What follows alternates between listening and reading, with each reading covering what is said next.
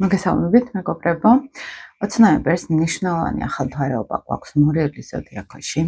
მნიშვნელოვანი ასპექტებით ამაზე მინდა გესაუბროთ, პატარა ვიდეო მინდა ჩაგიწეროთ, როგორ მუშაობს ეს ტრანზიტები, რა შეგვიძლია ჩვენ ამ ინფორმაციიდან ერთად გამოვიყენოთ, როგორ მოვიქცეთ, რას ველოდოთ და როგორ დავგეგმოთ ახალი ენერგიებით, ახალი პერიოდი.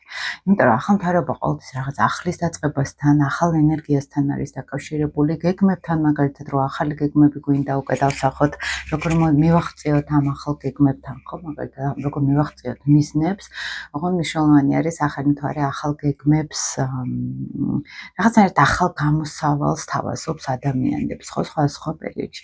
ყოველ თვე ახალი მთვარეობა გვაქვს ჩვენ და მნიშვნელოვანი არის უბრალოდ მნიშვნელოვან ტრანზიტებში, როდის ჯდება ეს ახალთვარეობა, რატო არის ახლა მნიშვნელოვანი. მორიელის ზოდიაქოს ზოგადად ისედაც არის საკმაოდ ღრმა, საკმაოდ ტრანსფორმაციული, საკმაოდ რაღაც ისეთ ენერგიებთან არის დაკავშირებული, ფსიქოლოგიასთან, სიღრმეებთან მაგალითად, ხო?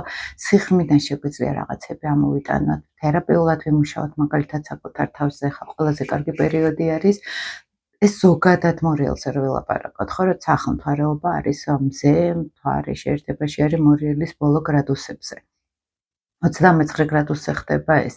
ანუ ეხლა არის პერიოდი რაღაცნაირად საკუთარ თავთან, შინაგანად შეხვედრის, გადაფასების, რესურსების მაგალითად, გადაფასების რა გვინდა უსაფრთხოებისთვის ყველაზე მეტად, ხო? ან რამდენად ვართ ურთიერთობაში, სადაც უსაფრთხოდ გრძნობთ თავს, ან გარემოში, სადაც უსაფრთხოდ გრძნობთ თავს, იმიტომ რომ მორიელი უსაფრთხოებასთან არის კავშირში, ზოგადად სხვის ენერგიებთან არის კავშირში, რესურსებთან არის კავშირში, რომელიც არის საერთო რესურსები. აი ეს საკითხები შეიძლება ბევრისთვის გახდეს საკმაოდ მნიშვნელოვანი ან გაცნობიერებადი ან პირიქით პრობლემური, ხო, გარკვეულწილად. და რატომ?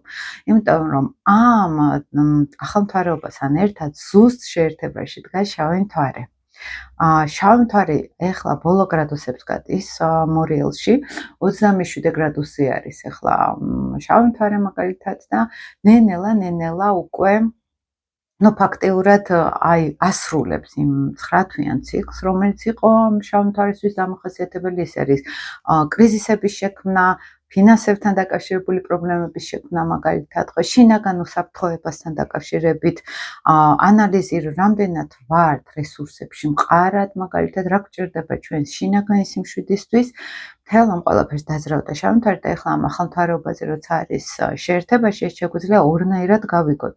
მეგობრებო, იმიტომ რომ ყოველთვის არის შავი მთვარე ორბუნებიანი, ესე რა ვთქვათ. მან შეიძლება მოგცეს მაგალითად პირიქით ამ პერიოდში ცოტა საცთურთანაც არის შავი მთვარე დაკავშირებული, მაგალითად საცთური შემოთავაზებები, საცთური რაღაც შინაგანი უსაფრთხოების განცდა, ნდობა გადამეტებული, ხო? ადამიანებთან, ამიტომ ამ დღეებში უფრო მეტად ფრთხილად უნდა ვიყოთ გადაწყვეტილებებში, მაგალითად, იმიტომ რომ იქვე გონების მმართველი პლანეტაც არის და ეს არის უკვე კომუნიკაციას ჩართული, აქ ურთიერთობები არის ჩართული. ცოტა შეიძლება არასწორი ან ყალბი ინფორმაციის შემოდინებაც მოხდეს კონტაქტებში, მაგალითად მოტყუების მაღალი ალბათობა შეიძლება იყოს, ან შეიძლება იყოს ჩვენთვისაც, ხო, რომ რაღაცნაირად გვქონდეს განცდა, რომ ვინმე ხო არ გვატყუებს, მორიელი აკვიატებებთანაც არის დაკავშირებული, შინაგან შიშებთანაც არის დაკავშირებული. შავი მთვარე ამას გადამეტებულ მგრძნობელობას აძლევს. ხანდახან ახლა ჩვენ ვითვალისწინებთ ასტროლოგიაში როგორც მოვლენებს, ასევე ფსიქოლოგიურ მხარეს. შეიძლება არაფერი არ ხდებოდეს, მაგრამ ფსიქოლოგიურად ახდენდეს ადამიანს ეს ზემოქმედებას, ენერგეტიკულად ახდენდეს ზემოქმედებას, აქ შეიძლება ფსიქოლოგიურად ვერც გრძნობდეს ადამიანი, მაგრამ მის ენერგოველში რაღაც პრობლემები იყოს, ხო? ამავე დროს მნიშვნელოვანი არის, რომ ეს ასპექტები, ეს შეერთება, ესე იგი აქ არის ჩართული მთვარე, ეს არის ახალი ციკლი, ახალი დასაწყისი, ყოველთვის ახალთვარეობა ხო ამბობთ, ახალ ციკლს იწყებს, მაგრამ ეს შეიძლება იყოს შავი მთვარით განპირობებული, მაგალითად, პირიქით რაღაც საცთურში შეგვიყვანოს, რაღაც პრობლემებში შეგვიყვანოს, რომელიც მე არ აღმოჩნდეს ის თუმე რაც გვინდოდა, ან რაც გვჭირდებოდა, ან პირიქით შეიძლება იყოს შანსი, იმიტომ რომ ურანი აკეთებს თავისუფლების, გათავისუფლების პლანეტა ოპოზიციას ამ ყველაფერთან და შეიძლება პირიქით ამოვიტანოთ რაღაც არაცნობიერში, ხა მე მაგალითად უფრო ვასწრობ ფსიქოლოგიაში ვარ, სადაც უფრო თერაპიულად მუშაობ ხოლმე ადამიანებთან და ამ პერიოდში გაცილებით უფრო ეს რომ ვთხოვე ხო, ჭრთილის ამოტანა ხდება ზედაპირზე და ურანულად გათავისუფლება აი ამ ხრმა კარმული ან ფსიქოლოგიური ტრაუმებისგან ან პრობლემებისგან. ამიტომ ზოგთან შეიძლება ეს საერთოდ უბრალოდ ინფორმაციულ დონეზე ვლინდებოდეს და არა მაგალითად ღიად ესე ცხოვრებისეულად. მაინც ყურადღებით უნდა ვიყოთ ინფორმაციასთანაც, იმიტომ რომ შავ-მთვარე ციქვე არის, ინფორმაცია არ არის, კონტაქტები, კომუნიკაცია. შეიძლება ურთიერთობებში რაღაც პრობლემები ზოგს მაგალითად შეექმნას, ზოგთან შეიძლება იყოს საცდურები კომუნიკაციაში, რაღაც დეზინფორმაცია მაგალითად, ხო, ფინანსებთანაც ცოტა ყურადღებით უნდა ვიყოთ ამ პერიოდში, იმიტომ რომ მორიელი მაინც საერთო ფინანსებს მართავს. ამ პერიოდში არ არის სასურველი ახალი საქმის დაწყება, ან მაგალითად ბანკებთან ურთიერთობა, ან ვალის აღება მაგალითად, ან ბანკიდან, ან ვინმესგან, იმიტომ რომ რაღაც საცდურივით მოდი შეიძლება გქონდეს განცდა, რომ მარტივად დავფარავთ და ვერ დავფაროთ მერე, ხო? აი ძალიან ესე ცხოვრებისეულად რო გითხრათ. თუმცა ეს მნიშვნელოვანი არის, მე მაინც ესე ტრანზიტებს უფრო ფსიქოლოგიურად ვყურებ ხოლმე, ფსიქოლოგიურად რა შეიძლება ტრაუმებზე მუშაობა, როგორ შეგვიძლია გავაცნობიეროთ რაღაცეები, ხო, შეიძლება თერაპიაზე არ ვიაროთ, მაგრამ აი ჩვენთვის რაღაც აი ვუსმინოთ უბრალოდ შიგნით რა ხდება, ხო? რა გვინდა ცხოვრებაში, ურთიერთობებში როგორ ვართ, რა გვაწუხებს ახლა მაგალითად, რისგან შეგვიძლია გავთავისუფლდეთ. იმიტომ რომ შავი მთვარის უფრო მაღალ ვიბრაციაში ძალიან კარგ შანსებს იძლევა ამოვიტანოთ ზედაპირზე ღრმა ტრაუმები, რომელსაც წლები ვერ ვაცნობიერებდით და ეხლა გავთავისუფლდეთ არასაჭირო ნეგატიური ემოციებისგან და ენერგიებისგან. ემოცია ძლიერი მძაფრი, ეს არის ენერგია და ენერგია ძალიან დიდხანს ინახება ხოლმე, აი როდესაც ეზოთერულად ვამბობთ ხოლმე ენერგეტიკული ცენტრები მაგალითად, ხა ფსიქოლოგიაც ამბობს ხო, რომ რაღაც ენერგია არის, ბლოკები არის ხელში ხშირად ემოციური, რომელიც გვიქმნის განცდას, რომ რაღაცა გვაწვება ან რაღაცა ბურთია მაგალითად, ხო? აი ესეთ რაღაცების გათავისუფლების ძალიან კარგი შანსი არის, ვინც მაგალითად სულიერ განვითარებით არის დაინტერესებული, ან ფსიქოთერაპიულად არის დაინტერესებული, ან საკუთარ თავზე მუშაობა უნდა უფრო ენერგეტიკულ, ფსიქოლოგიურ დონეზე, ხო? იმიტომ რომ ერთი არის სხეულებრივი მუშაობა, საკუთარ თავზე ცნობიერი მუშაობა, ესე რომ ვთქვათ, აი მაგალითად თუ მაქვს დისციპლინის პრობლემა, ვცდილობ ეს გამოვიმუშაო, ან ცნობიერად ვიმუშაო საკუთარ თავზე, მაგრამ არის უფრო ფსიქოლოგიური თემა, რატომ აქ დისციპლინის პრობლემა, რა ტრაუმებმა გამოიწვია ეს, სად მაგ ხელი ჩაქნეული, ან ტრაუმები, ან არ მჯერა საკუთარი თავის, ან პირიქით რაღაცნაირად უკვე სულერთია ეს ყველაფერი, ეს უფრო ფსიქოლოგიური ანალიზი არის ამ ყველაფრის და შემდეგ ენერგეტიკული თემა შემოდის აქ უკვე, რომელმაც შექმნა რაღაც ენერგეტიკული ველი, ხო, გარკვეულწილად, რომელიც იყო გარემოსთანაც ძალიან დაკავშირებული. ეს ძალიან ღრმა ფსიქოლოგიურად რო აგეხსნათ. ჩვეულებრივად ცხოვრებისეულად ესეთი ასპექტები ძალიან კარგად მუშაობს ხოლმე, რომ ჩვენ სადღაც დავინახოთ, სად ვართ, მაგალითად, სად ვართ ხვის რესურსებში, სად შეგვიძლია რომ ჩვენ რესურსებზე ვიყოთ ორიენტირებულები, სად გვჭირდება მეტი თავისუფლება, ურანი, რადგან არის აქ ჩართული ზოგთან, ეს განსაკუთრებით უფრო წამოვა წინა პლანზე მაგალითად და შემდეგ მოგცემს ახალ ხედვას ცხოვრებისეულად, ახალ პროცესს დაიწყებს, იმიტომ რომ ეს არ არის ჩვეულებრივი ახალმთვარეობა, ეს რაღაცნაირად მოდით ესე ცოტა პოპულისტურ ენაზე რო გითხრათ, კარიბჭე დავინახოთ ჩვენი შინაგანი ენერგია და სწორად გარდავქმნათ ეს ენერგია. თუ იყო დაკარგვაზე ორიენტირებული ეს ენერგია, როდესაც მაგალითად ვემსახურებით იმ ხალხს, რომელთანაც არ ვიღებთ იგივეს ხო სიტყვაზე, როდესაც სამხრივი არის ენერგიის დინება ურთიერთობებში, აი ამის დათვლა მორიელს უყვარს, ენერგიის დათვლა, თუ მისი ოპოზიციური ენერგია კურო ეს არის ფინანსური და მატერიალური დათვლა, მორიელი ენერგეტიკულ დათვლასთან არის კავშირში, მე უნდა დავითვალო ენერგიები, რამდენს გავცემ, რამდენს ვიღებ. ხო არ არის თუნდაც ისიც, რომ მე არ გავცემ და ბევრს ვითხოვ სხვებისგან, ხო, სადღაც ამას მე ფსიქოლოგიური მიზეზების ზებნა ჭირდება, რატო ვითხოვ ბევრს, რატო არ გავცემ სიტყვაზე, ხო? და ბალანსის აღდგენის ძალიან კარგი პერიოდი არის ეს დღეები, ამის გასაცნობიერებლად, სად ვართ ჩვენ, სად ვართ ბალანსში დარღვეულები, ენერგეტიკა სად ვუშვებთ ზედმეტად, ან პირიქით შეიძლება მაგალითად ადამიანი მუშაობდეს და კონდეს განცდა, რომ გაცილებით მეტ ენერგიას ხარჯავს ამ სამსახურში, ვიდრე ფინანსურად ამის მიღებას ახერხებს, ხო? ისე კი აქ მნიშვნელოვანი არის, რომ გაანალიზოს ადამიანმა უკვე საკუთარი რესურსები, საით მიმართოს სწორად. და რადგანაც აქ შავი მთვარე არის ჩართული, აი ეს არის ტკინვეულად ამის დანახვის შესაძლებლობა, ან შეიძლება იყოს ეს უკვე რაღაცნაირად მძაფრად აღქმადი, ან ბოლო-ბოლო გამოვიტანე ზედაპირზე, რასაც ამდენი ხანი ვერ ვხედავდი. ეს ცოტა დამუშავებულ ადამიანებს ვსაუბრობთ ხოლმე, თორე არის, როდესაც პირიქით აი ამ darks, ესე რომ ვთქვათ, აი ამ ჩრდილს მიყვებიან ადამიანები და პირიქით უფრო შედიან იმ შავი მთვარის საცდურში და ნეგატივში, ხო, ესეც ყველას გვემართება ხოლმე პერიოდულად, აქ ამისგან არავინ არ არის დაცული, უბრალოდ შეიძლება იყოს ის ტრანზიტი, ის ჩვენი ენერგეტიკული მდგომარეობა იმ მომენტში დასუსტებული, რომ ადვილად გავყვეთ რაღაც საცდურს, ესე რომ ვთქვათ, ხო?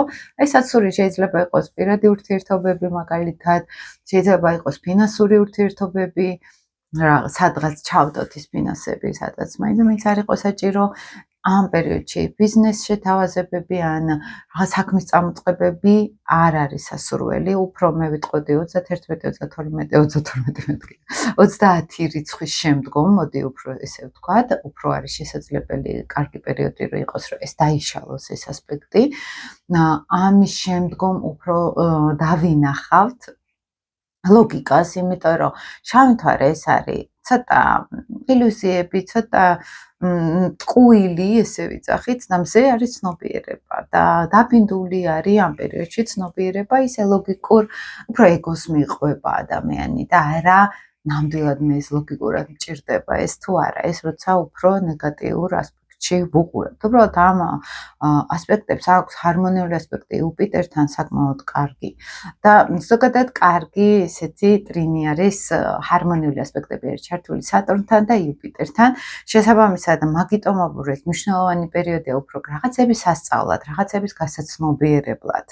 იმიტომ რომ სხვა ასპექტები ხელს უწყობს ამ პერიოდს, რომ აი ეს დარქი, ის რაღაც ჭრთილი იყოს ამოტანილი ზედაპირზე და იუპიტერი ჩვენთან ეს არის იყვალიც, ეს არის სწავლაც, რომ რაღაც ამოვიტანე და გავთავისუფლდი ახლა ამ ყველაფრისგან, ხო? ურანი თავისუფლება არის, ეს უკვე თლიანად გადატვირთვა ნულიდან და იუპიტერი თავისუფლება არის აი სწავლისგან ან გაცნობიერებისგან რომ თავისუფლებას ვიღებთ, ამის ძალიან მაღალი შანსი არის, სატურნი იძლევა აქ შინაგანად, რომ აქ მე თუ ვიმუშავებ ჩემ თავზე, მზე სატურნის ჰარმონიული ასპექტი არის, აქ შედეგებს დავდებ, ანუ კარგად სწავა მე ჩემი ერთად კარიერა და ასევე იუპიტერ სატურნს შორის არის ჰარმონიული ტრიგონი, რომელიც გვეუბნება, რომ ეს მე ხა ფსიქოლოგიურ დონეზე ვსაუბრობ, თუმცა ნებისმიერი გარე მოვლენები, მეგობრებო, ჯერ არის შინაგანი პროცესები, ჯერ შიგნით იხარშება ეს ყველაფერი და მერე გარეთ თუ წარმატება მოდის, ეს შინაგანიდან არის გამომდინარე, ხო?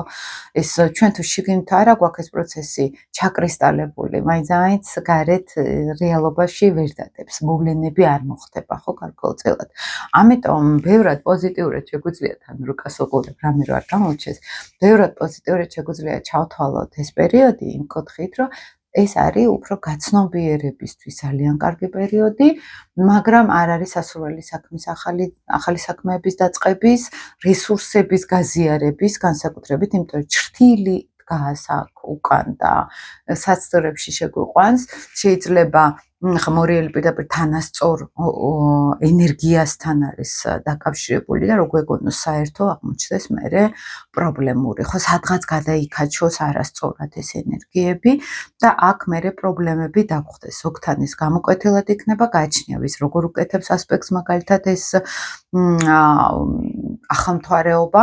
იცით როგორ ხდება ხოლმე, აი თქვათ ჩემ დაბადების რუკას უნდა დავადო ახლა ეს ტრანზიტული პერიოდი და იქ თუ რაღაც მნიშვნელოვანი ასპექტები ხდება, ეს ახალმთვარეობა შეიძლება ჩვენ ძალიან შეგვეხოს და თუ ძიმე ასპექტები არის ცოტა ნეგატივისგან შეიძლება შეგვახოს, თუ კარგი ასპექტები არის ჩვენ შეგვიძლია გავთავისუფლდეთ რაღაცა მძიმისგან, ხო? თუ არის შავი მთვარე, ვისაც მორიელში ყავს, ან ზემო რიელში ყავს მაგალითად, მათთვის განსაკუთრებით შეიძლება იყოს აი ამოტივტივება რაღაცა ნეგატივის და გათავისუფლება ამისგან, ხო? შინაგანად. ზოგთან შეიძლება შემოტიოს თან ხა სატურნიც არის ჩართული და პასუხისგებლობების გრძნობა არის და ზოგადად კარგად არის ახლა ეს პასუხისგებლობების განცდა, რომ მე სადღაც პასუხისგებლობას ვიღებ ჩემს ტრამვებზე, ჩემს კარმაზე, ჩემს არასწორ ქმედებაზე, ეს იგივე არის კარმა, ეს წინა ცხოვრებებს ლაპარაკობს, ჩვეულებრივი ფსიქოლოგია ესა. ამ ცხოვრებაში სადმე თუ მე პასუხისგებლობა არასწორად ავიღე ან ცუდად ავიღე, ხო? ეხლა უკვე მაქვს ამის განცდა, რომ შემიძლია ეს გავაცნობიერო და ავიღო პასუხისგებლობა საკუთარ თავზე. რესურსებისგან განჯაჭვის კარგი პერიოდი არის ეს ვისაც აქვს მაგალითად რესურსებში პრობლემები. აი მაგალითად დამოკიდებული არის სხვა ადამიანზე მატერიალურად, შეიძლება ემოციურად არის დამოკიდებული სხვაზე. აი ხა გათავისუფლების, აი ხლა ამ ტრანზიტზე გათავისუფლების, გაცნობიერების და რაღაც ახალი სტრატეგიის შემუშავების არაჩვეულებრივი პერიოდი არის. ზოგადად ვინმეზე დამოკიდებულების თემა გარკვეულწილად აი ეს შავი მთვარე როცა არის მორიელში, ზოგადად ეს 9 თვე გააქტიურებდა ამ ტენდენციებს, შეიძლება იყოს განცდა, რომ ეხლა ვიც კი რაღაც ხვებთან ერთად აი ეს რაღაც კორუფციული სკანდალიც რო არის ქვეყანაში, ხა ეს მორიელის გაზეგავლენა არის ზოგადად. აი ესეთი რაღაცები ამ პერიოდში ამოტივტივდებოდა. აი თუ რამე იყო დამოკიდებულებები ამისკენ რაღაცნაირად გათავისუფლების ზოგჯერ ცუდათაც ამისი ტრანზიტი არის ახლა ამ პერიოდში. მნიშვნელოვანი ასევე ზოგადად მინდა გითხრათ უკვე ამ ასპექტის მიღმაც, თუმცა 20 ნოემბრის ახალთვარეობაშიც ახდენს ეს ზეგავლენა, ძალიან ბევრი პლანეტა გვაქვს ახლა რეტროგრადული. უკან მოძრავი ასტროლოგიური ტერმინი არის, ჩვეულებრივად რო წარმოიდგინეთ, რაღაცები უკან ბრუნდება. რაღაცების გაანალიზება ისევ გვიწევს. რეტროგრადული მერკური არის ცაზე. მერკური ალბათ უკვე გაგიგიათ ხო რეტროგრადული მერკური. გზებზე რომ დააკვირდეთ ძალიან ესეთ აი უცნაურად დადიან მანქანები მაგალითად არეულები დადიან. ნუ ეს ვინც ცხოვრები ვართ, იმას კიდევ უფრო შეგვიძლია რომ უფრო დავაკვირდეთ, ხო? ეს არ არის მარტო რეტროგრადულობა მერკურის ბრალი. იუპიტერიც რეტროგრადული არის, მეგობრებო, სატურნიც რეტროგრადული არის, აქ ნეპტუნიც რეტროგრადული არის, ურანიც რეტროგრადული არის. როდესაც ამდენი წამყვანი პლანეტა არის უკან მოძრავი, ბევრ რაღაცებს აჩერებს და აი რაღაცნაირად უკან ბრუნდებით, თითქოს ჯერ სიტუაციურადაც ის ეს რომ ამ პერიოდში მაგალითად მარტიდან ადრეც ვთქვი წინა ვიდეოში თუ რამე დაიწყო ახალი და თან ვერცში იყო გადასული ბევრი პლანეტა, დაქოქა რაღაც ახალი ენერგია, გაჩერდებოდა ეს ყველაფერი და წაიღებდა იმ მარტიდან მოყოლებულ რამე ახალს და რამე ან სასიკეთოს ან ნეგატიურს, ხო, ეს ყველაფერს, იმიტომ რომ ბევრი მნიშვნელოვანი პლანეტა გაჩერდა და დააბრუნა უკან ყველაფერი, ხო, განულებდა. აი ახლა არის ეს ფაზა, როდესაც ბევრი რაღაცები უკვე ნენელა იქ იუპიტერის დარეტროვდა, ახლა შემოვიდა მერკურის დარეტროვებაც, ანუ უკან მოძრავი გახდა და ახლა უკვე შეფერხებები არის ძალიან ბევრ რამეში. მაგალითად, თუ გვაქვს რაღაც გასაკეთებელი, გავაკეთებთ სიტყვაზე, ან სახლში რაღაცა გაფუჭდა, ან მანქანას რამე პრობლემა შეექმნა სიტყვაზე, ან სამსახურში რაღაცა პრობლემა არის, შეთანხმება მოხდა. აი ერთ ცაზე არ გამოდის, მეორეც და არის თითქოს საჭირო. ყველაფრის გამეორება უწევს ადამიანებს ახლა ამ პერიოდში უმეტესად ესე არის და ფერხდება, შეფერხები არის თითქოს აი ჩერდება რაღაცები და ხელმეორე გადახედვა არის საჭირო. ეს შეგვიძლია ძალიან კარგადაც გამოვიყენოთ, რაც ჩვენთვის არ იყოს ასრული შეთანხმებები, ახლა იძლევა შანსს რომ გავამეოროთ თავბრუნდეთ და თავიდან გავიგოთ მაგალითად რა შეიძლება იქ გამოსწორდეს, რა შეიძლება იქ გაკეთდეს, ხო, სწორად. ამისი ძალიან კარგი შანსი არის, მაგრამ ასევე შეიძლება იყოს კარგი შეთანხმებები, რომელიც ბრუნდებით ისე უკან და ნუ ისე არ გამოვიდა და ეხლა თავიდან უნდა მოხდეს შეთანხმება.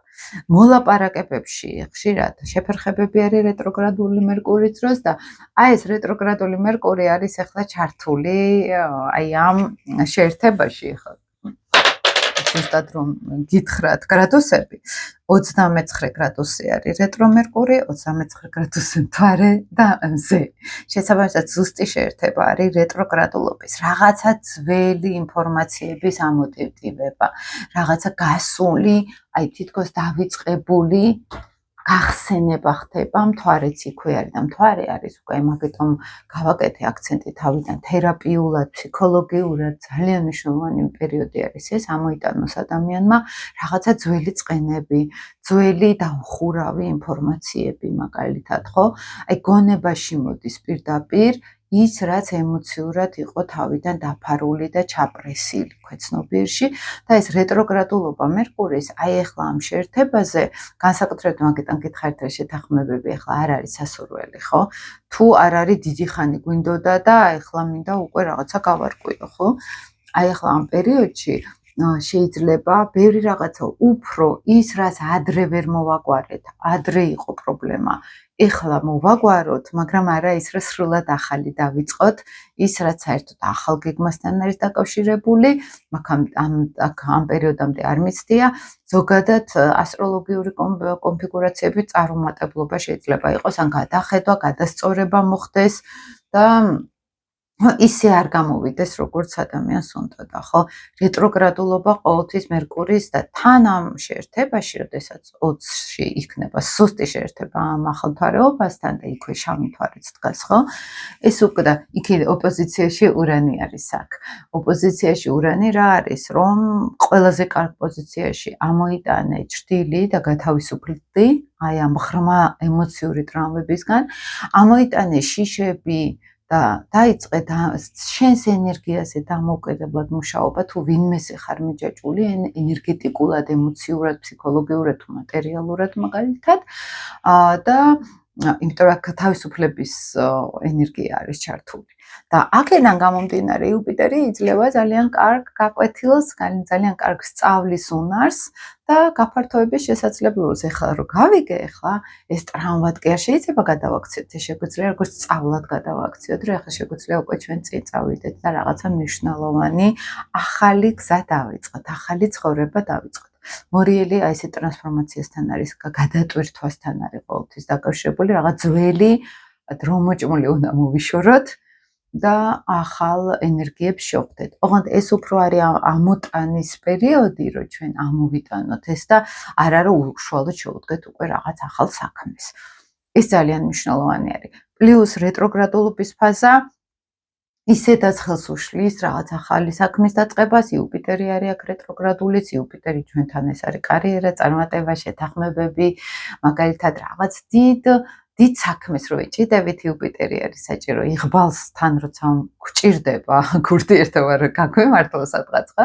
აქ იუპიტერი არის საჭირო და მისი რეტროგრადულობა მეანიშნავს, რომ მოდი რაღაცებს ძველს გადავხედოთ და არა ახალი დავიწყოთ რაღაცების. ზოგადად უკან როცა მოძრაობს პლანეტები, უფრო ეს აღქმა არის. სატურნიც უკან მოძრაობს ახლა, ეს არის ძველი პასუხისგებლობების დახურვის პერიოდი და არა ახალი პასუხისგებლობების აკიდების პერიოდი, ხო ზოგადად, ხო? ეს ძალიან მნიშვნელოვანი არის.